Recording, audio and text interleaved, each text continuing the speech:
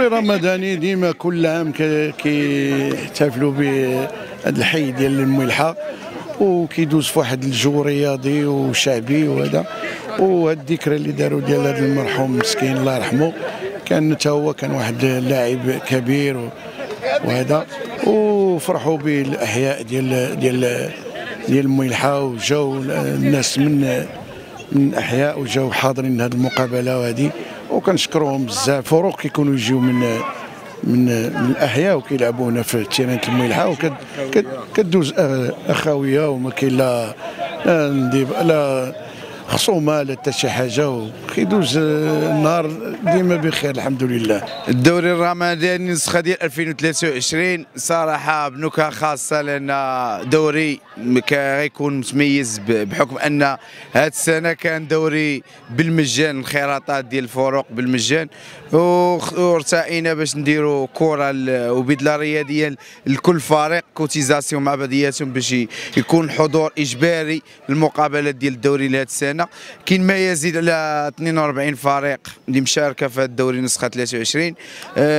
كاين تسميه الدوري باسم المرحوم عادل هالنوري. الصراحه طعم خاص، لان شوف بحال اللي قلتي تقاليد العادات المغربيه، كاين دوريات رمضانيه منذ القدم. احنا هذا الشيء ما لقينا عليه الاباء ديالنا والاجداد ديالنا.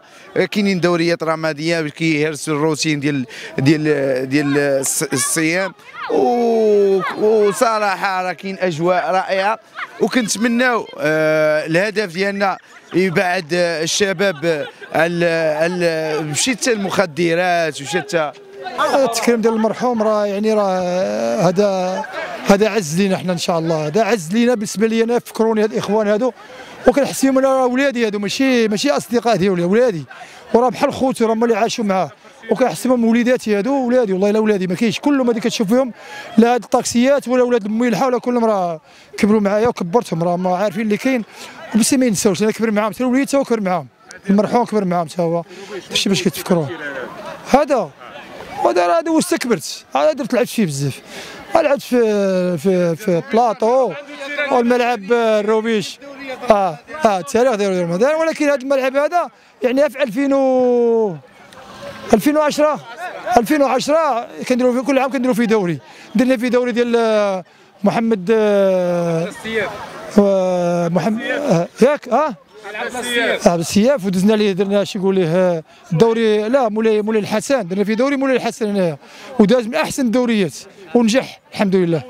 هذا شرف كبير. الله يرحم خونا عادل. سنه هذا هو الاب الروحي ديال الملحه، هذا هو اللي خلينا حنا لعبنا الكره وخلاو هادو يلعبوا الكره. الله يحفظكم، الله يبارك فيكم، الله يبارك فيكم.